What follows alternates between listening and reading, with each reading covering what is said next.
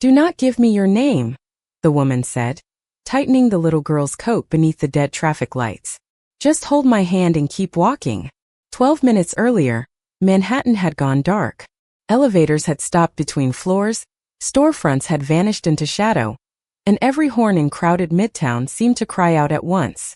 Claire Bennett had been locking the neighborhood pharmacy where she worked evenings when she heard a child calling from the back seat of a stalled town car. The driver, Mr. Reyes, stood beside the hood with a phone that had no signal while a traffic officer directed disabled vehicles away from the intersection. He asked Claire where the nearest staffed shelter was. She pointed toward St. Anne's Community Center 3 blocks away, then looked through the open rear door at a girl no older than 8 who was trying not to panic. I know the way, Claire told him. We can walk there together. The officer confirmed that the center was open and arranged for the town car to be moved. Mr. Reyes stayed close behind them, still trying to reach Adrian's security team, while Claire crouched to Lily's eye level and spoke with the calm authority of someone who knew fear became smaller when given a task. Count the blue emergency lights in the windows, she said. Every one means we are closer to someplace safe. The girl's name was Lily. She knew her father's phone number by heart, although every call failed. Claire led her through the crowd, keeping one hand around Lily's while Mr. Reyes walked beside them. At St. Anne's, volunteers were setting out flashlights, water, and folding chairs. The driver gave Lily's information to the director and continued trying to reach her father. Claire wrapped the child in a donated blanket and stayed beside her. My dad will come, Lily said. He always comes. Claire smiled. Then we will make sure he knows where to find you. Nearly an hour later, the front doors opened and Adrian Vale stepped inside. Even before Claire noticed the tailored suit, the worried assistant behind him, and the security officer near the entrance, she knew he was important. The room changed around him. Conversations softened. Volunteers straightened. Someone whispered his name. Adrian Vale, founder and chief executive of Vale Meridian, had built a logistics empire before turning 40. Business magazines called him disciplined. Competitors called him impossible. That night he looked like neither. He looked like a father who had spent 60 minutes imagining every possibility, and had finally found the one person who mattered more than control. Lily ran to him. Adrian dropped to one knee and held her until his voice disappeared against her hair. He thanked Mr. Reyes, then turned when Lily pointed toward Claire. Claire had already begun stacking cartons near the supply closet. Miss Bennett, Adrian called. She stopped. She had never told him her last name. The center director must have shared it after confirming Lily's account. Adrian crossed the room with Lily's hand in his. You brought my daughter here. Your driver helped, Claire replied. I only kept her moving. Lily looked up. Claire said being brave does not mean you are not scared. Adrian's gaze settled on Claire. What does it mean? It means you keep moving anyway. For a moment, the famous executive had no answer. Then he removed a card embossed with his name. I owe you more than I can explain. Claire did not take it. You do not owe me anything. You protected my child during an emergency. I walked her 3 blocks and found a safe room. That is not nothing. No, Claire said. But it is not a transaction either. His expression shifted, not offended, but unaccustomed to resistance. Around them, the center's old generator came to life, and one row of ceiling lights flickered on. Adrian's world returned in pieces.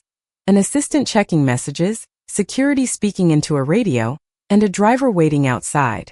Claire could almost see invisible doors opening for him. Then let me thank you properly, he said. Dinner, or a donation to this center? Claire glanced at Lily, still wearing the blanket like a royal cape. Make the donation. And dinner. No, the word was not cold. It was complete. Adrian studied her. May I ask why? Claire placed a carton on the stack. Because men like you invite people into rooms where everything has a price, even kindness. I am not interested in discovering what mine would be. Adrian remained still. You think you know my world. I know enough about worlds that lock the doors behind you.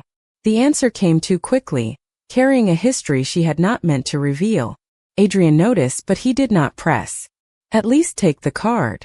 Claire shook her head. Your daughter knows where I work. She can send me a drawing. Lily brightened. Can I draw the whole city with all the lights off? Only if you put one light somewhere, Claire said. There is always one. Outside, power rolled back across the avenue. Windows blazed awake floor by floor, and the crowd cheered. Claire adjusted Lily's scarf, whispered, "Keep counting the lights," then slipped on her canvas bag and walked toward the subway before Adrian could ask another question. Lily watched her disappear into the brightening street. "Dad," she said, "you are going to see her again, are you not?" Adrian looked at the untouched card in his hand. Claire Bennett had asked for nothing, and the honorable thing was to give her that. Yet as the city returned to life, one question began to burn. What had happened to Claire Bennett that made safety feel more dangerous than darkness? The drawing arrived before the thank you note, and somehow that made it harder for Claire to ignore. For days after the blackout, she found a thick white envelope beside the pharmacy register with her name written in careful purple marker.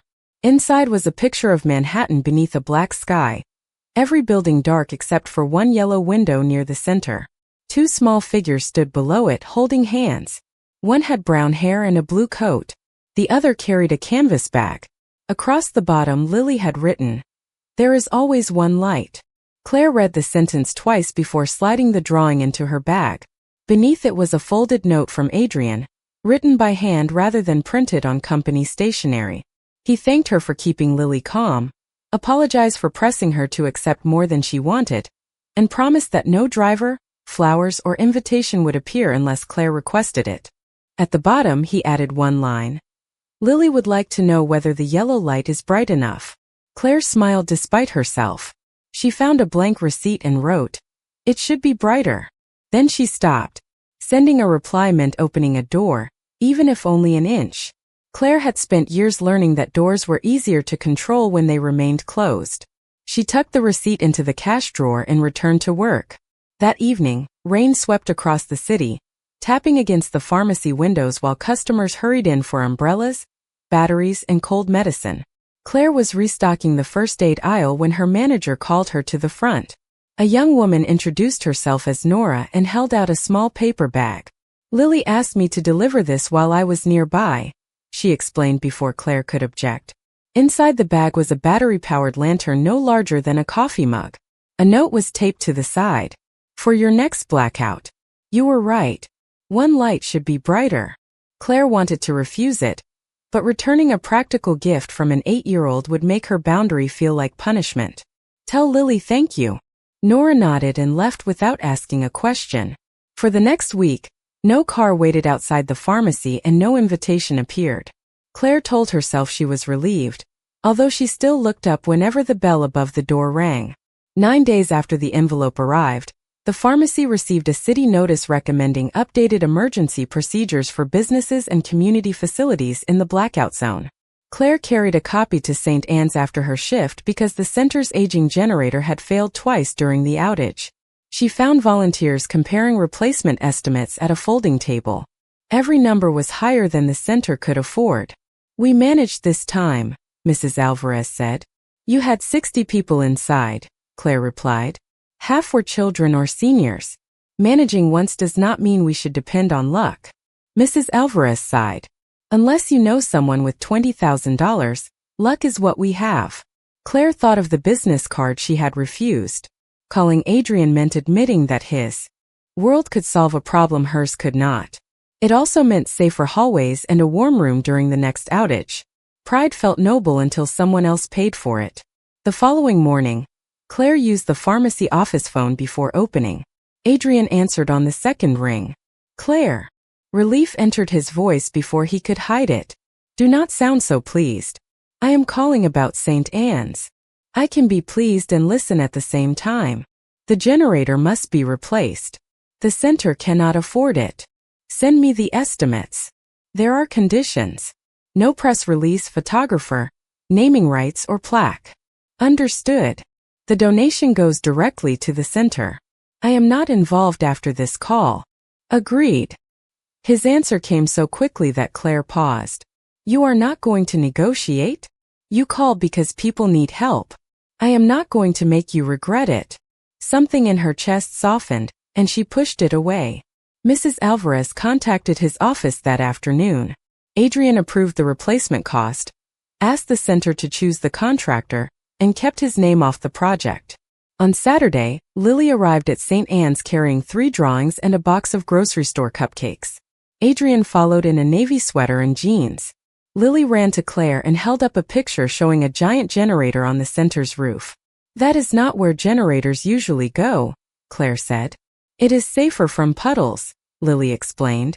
Adrian placed the cupcakes on the table. "I was told not to bring anything expensive." "By whom?" Claire asked. "My daughter." Lily nodded. He wanted a cake from a place where one slice costs $18. For 45 minutes, they helped children decorate paper lanterns for the emergency supply closet. Adrian listened more than he spoke. He asked Mrs. Alvarez what the center needed and listened without turning generosity into a performance. When Lily went to wash frosting from her hands, Adrian approached Claire near the supply table. "Her class is giving presentations about courage in 3 weeks. She wants to talk about the blackout, and she wants you there. I work mornings. Then I will not ask you to rearrange your life. You are asking. Without asking. I am learning from you." Claire looked toward Lily, who was returning down the hallway. "I will think about it." Lily returned and announced that her science fair would take place 1 week after the presentation. "You should come to that too," she said.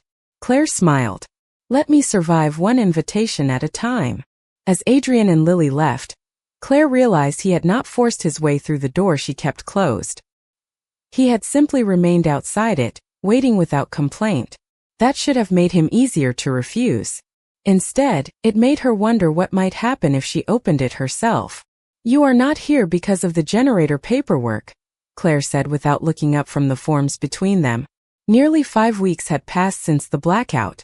The new generator had been installed behind St. Anne's on a raised concrete platform, the emergency lights had been replaced, and Mrs. Alvarez had submitted a separate proposal for a modest after-school program. Adrian had approved that grant on the condition that his name appear nowhere in the building. Claire later learned that Lily had suggested the condition.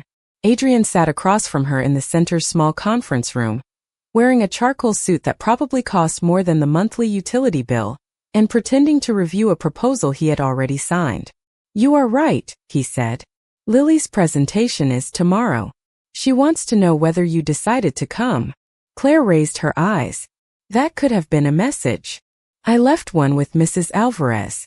Lily said a message was not persuasive. "Your daughter understands leverage. She studies people. That is a useful skill in your family." Adrian closed the folder. 10 in the morning. "No car will appear unless you ask for one. I can take the subway." "I assumed you would." Claire tried not to smile. "I will try to be there." The next morning, she arrived at Westbridge Academy with 4 minutes to spare. The Upper East Side school occupied half a city block, with polished stone steps, tall windows, and a lobby so quiet it seemed designed to make ordinary shoes feel too loud. Claire wore her best navy dress and carried the same canvas bag she took everywhere. Before the receptionist could direct her, Lily appeared at the end of the hallway and ran toward her. "You came. I said I would try. Dad says that means you do not want people to depend on you." Claire glanced at Adrian, who stood several feet behind his daughter. "Your father talks too much." "Only about you." Adrian cleared his throat while Lily grinned and took Claire's hand. Inside the classroom, parents sat in neat rows as students gave short presentations about courage. One child spoke about learning to swim. Another described moving to a new city. When Lily's turn came, she placed her blackout drawing on an easel. "I thought brave people were never afraid," she said. "Then Claire told me brave people can be afraid and still keep moving. My father found me because she helped me. But the most important thing was that she made me feel less alone before anyone came." Claire felt every face turn toward her. She lowered her gaze, unprepared for the weight of being seen so clearly by a child. After the presentation, Lily reminded Claire about the science fair the following Friday. "My model city has emergency lights," she said. "Will you come?" Claire looked at Adrian, then back at Lily. Whatever she felt about his world, Lily had never treated her kindness as a debt. "Yes," Claire said. "I promise." Lily returned to her classmates, and Adrian walked beside Claire through the courtyard. "Thank you," he said, "for coming. For giving her a way to remember that night without being defined by fear." Claire stopped near a fountain that had been turned off for the season. Children should not have to carry the worst moment as the whole story. "Is that what someone told you?" "No. It is what nobody told me." He did not ask for details. Instead, he invited her to lunch with Lily. Claire agreed to 1 hour somewhere normal. 20 minutes later, they sat in a diner 10 blocks away, sharing a booth with cracked red seats. Lily ordered pancakes. Adrian ordered coffee and studied the laminated menu as if it were a legal contract. Claire laughed before she could stop herself. "You have never been here. I have been to diners. Not one where the syrup comes in a plastic bear." Lily held up the bottle. "His name is Mr. Maple." For nearly an hour they spoke about ordinary things.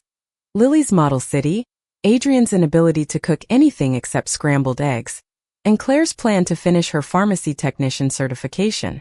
Adrian asked whether she had always intended to work in a pharmacy. "No," Claire said. "I left college when my father's company closed." "What kind of company?" "Medical supplies. It served independent clinics and neighborhood pharmacies." Adrian studied her guarded expression. "Did Vale Meridian have a contract with it?" Claire looked at him. "Bennett Medical Supply was one of your local suppliers in Queens. Your company canceled its largest distribution contract with 30 days' notice.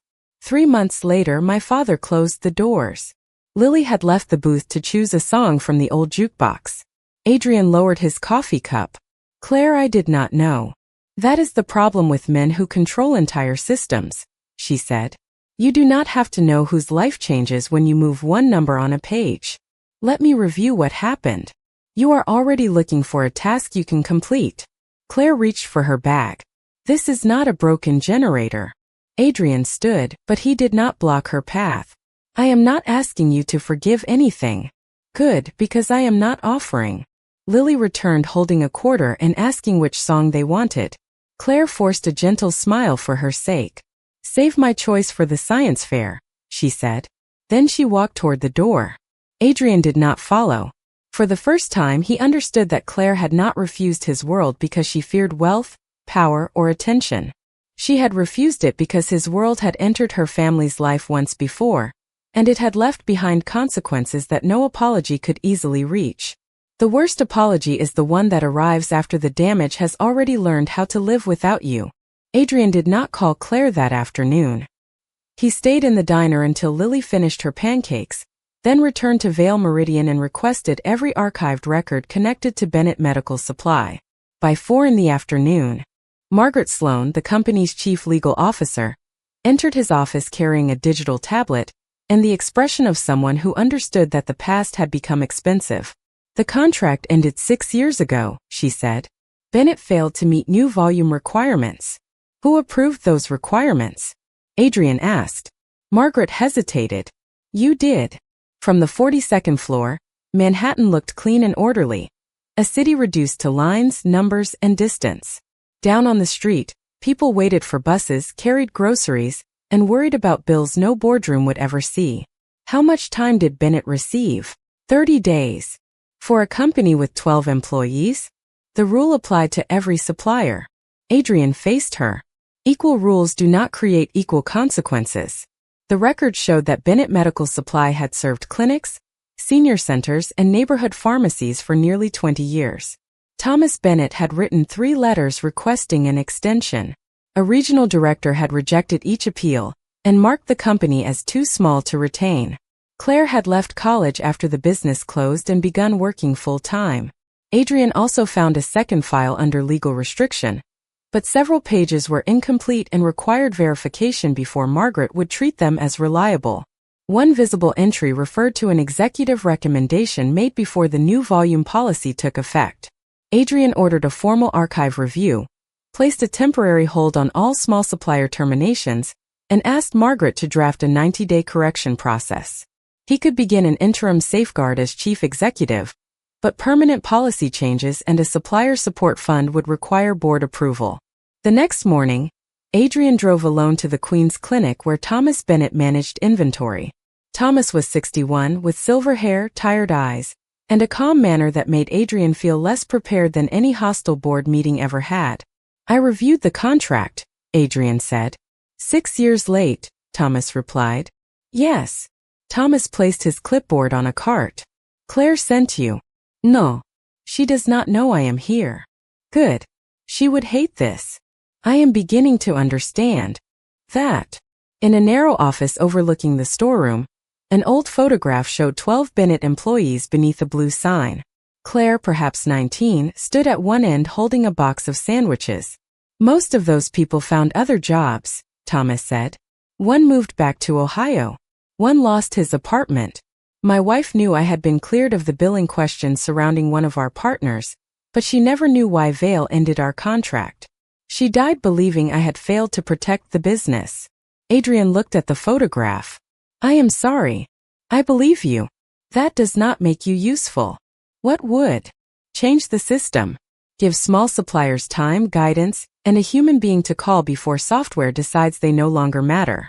Adrian explained the temporary hold and the proposed appeal process. Thomas listened without gratitude or hostility. Do not attach Claire's name to any of it, he said. She does not want to become your redemption story. I understand. Not yet, but you might. Thomas suggested an independently managed fund for bridge financing, training, and contract support. Adrian agreed to bring the proposal to the board, with public criteria and no requirement that recipients work with Vail Meridian. Before leaving, he asked whether Thomas wanted financial restitution. You can calculate lost revenue, Thomas said. You cannot calculate what it cost us. Build something that keeps the next family from losing the floor beneath them. That evening, Adrian sent Claire one message. I met your father. He asked me to change the system, not rescue the past. A temporary supplier safeguard is active, and a permanent policy review is underway. Claire did not reply. 8 days later, Adrian arrived at Westbridge Academy for Lily's science fair and found Claire near the entrance holding the yellow lantern. She had promised Lily she would attend before the diner conversation changed everything, and she refused to punish the child for a decision made by adults. You went to see my father without asking me, Claire said. Yes. You had no right. I know. You placed a hold on terminations and proposed a support fund. Your father proposed the fund. Claire's expression remained guarded. He called me last night. He said you listened.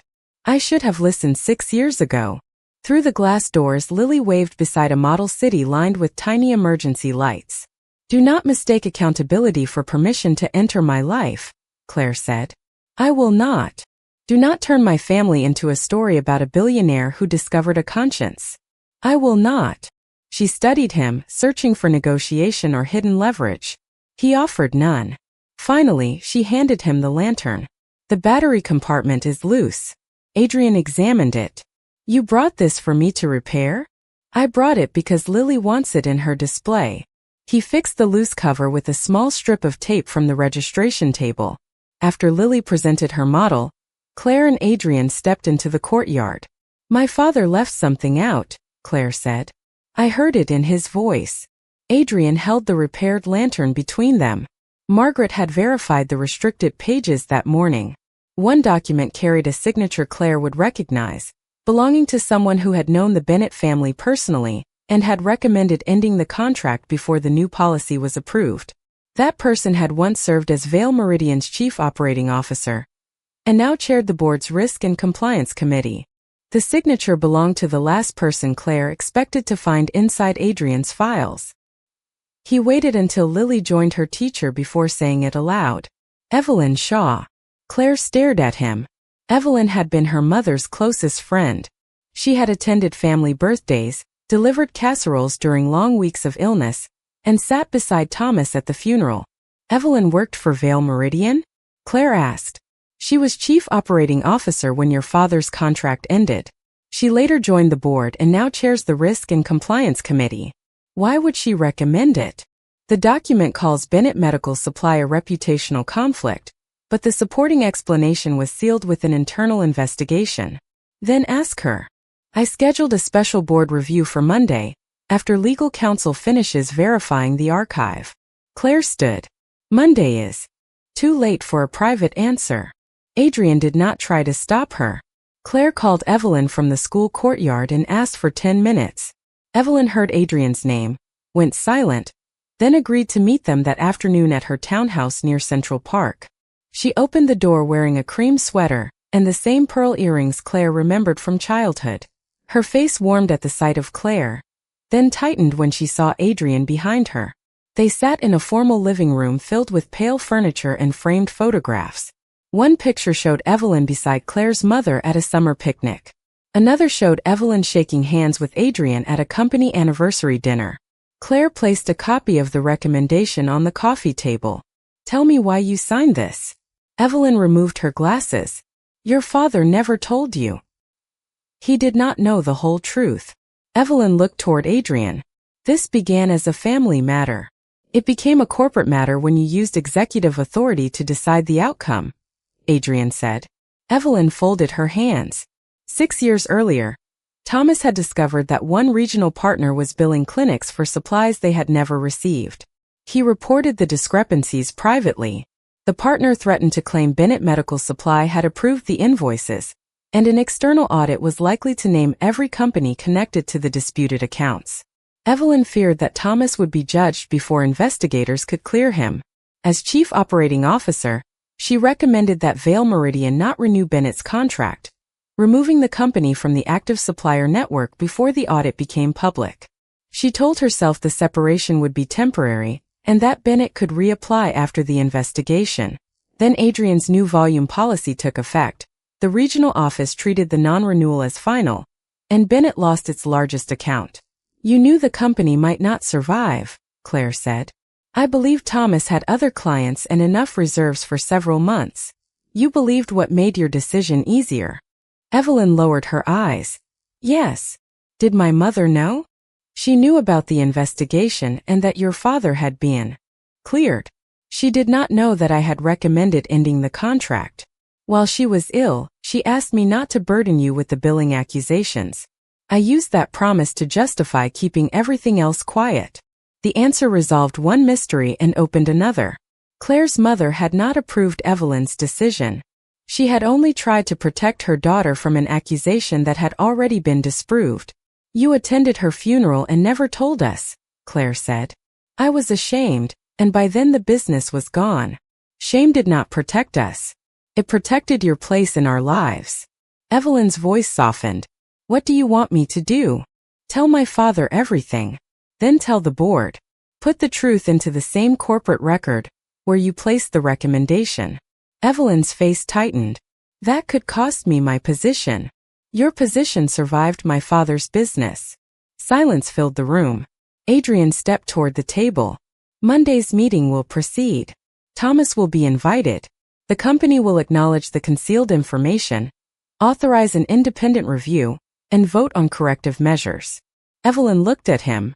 You are willing to expose Vail Meridian to public criticism over a 6-year-old supplier decision? I am willing to stop treating time as permission. For once, Claire saw no attempt to rescue her or purchase forgiveness. Adrian was placing his own institution under scrutiny because the truth required it. Evelyn agreed to attend and provide the complete file. Outside, Claire and Adrian walked half a block without speaking. I should have told you as soon as Margaret verified the signature, he said. Yes. I thought certainty would protect you from confusion. That is what Evelyn thought. He accepted the comparison without defending himself. I do not want to become another person who decides what you can handle. Then do not. I will not. Claire held the lantern against her coat. Promises are easy before they cost something. Monday will cost something. Not only Monday. Adrian understood. Trust would not be restored by one meeting, one policy, or one public admission. It would be tested whenever secrecy felt efficient and honesty felt dangerous. As they turned back toward the school, they saw Lily outside the entrance, waving both arms while her teacher waited beside her. In searching for the truth, both adults had missed the awards ceremony.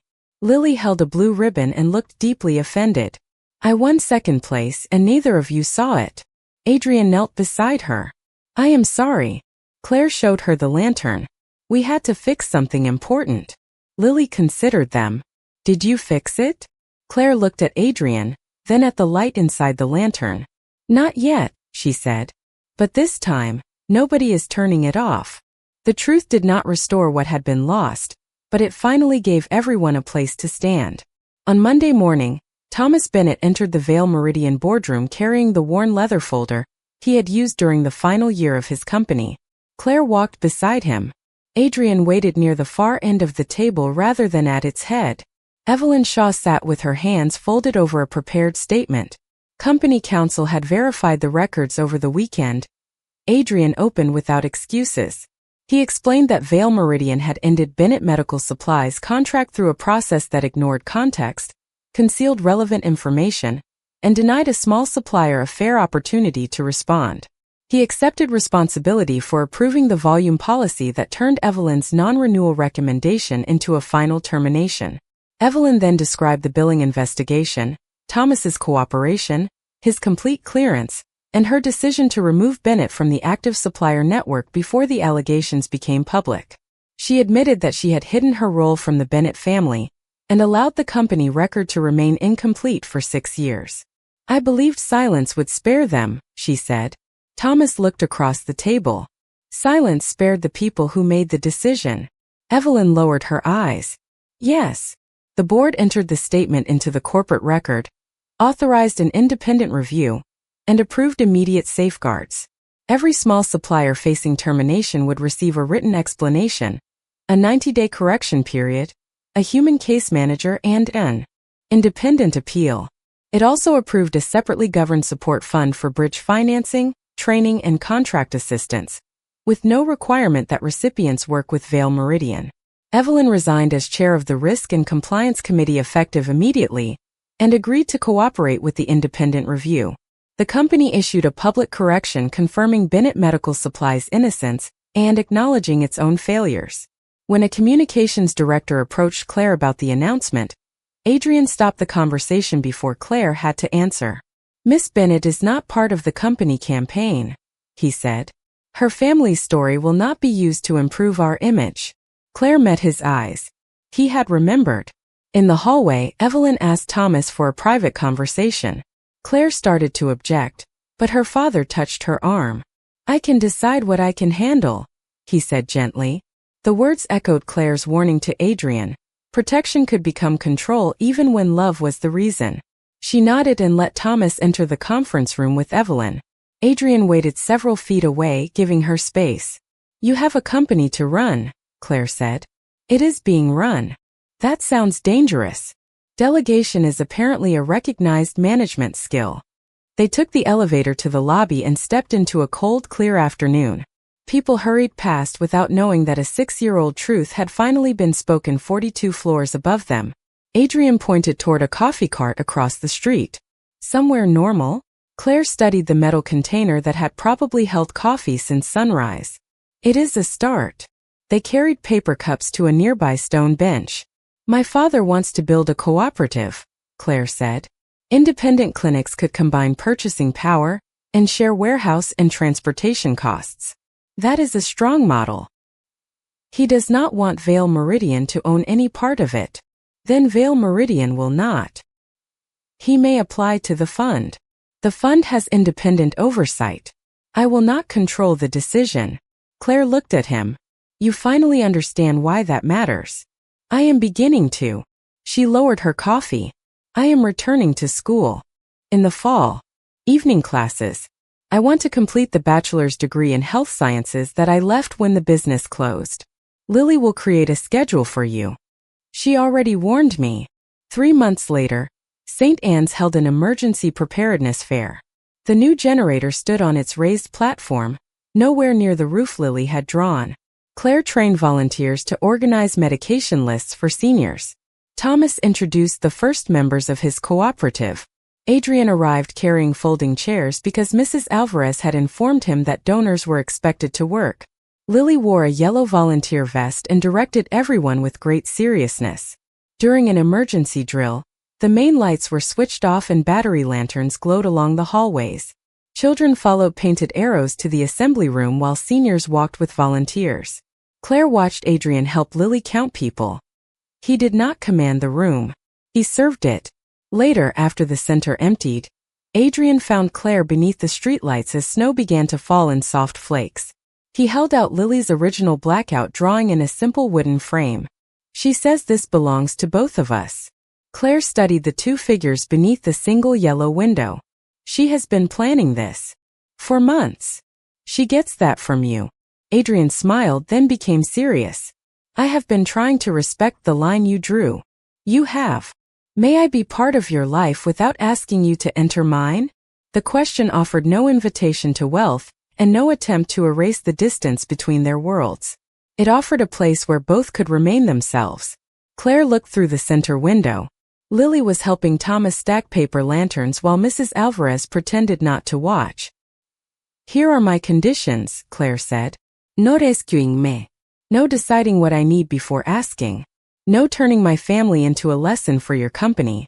When you make a mistake, you tell me before certainty makes the truth convenient. Agreed. Claire took the frame from his hands. Then you can walk me home. How far? About 12 blocks. In the snow. You can call a car for yourself afterward. They began walking beneath the streetlights, not toward his world or away from hers, but through the city they both lived in. Behind them, Lily switched off the last lantern at St. Anne's. Ahead, windows glowed above the avenue, one light after another, until neither darkness nor distance seemed powerful enough to decide where they belonged.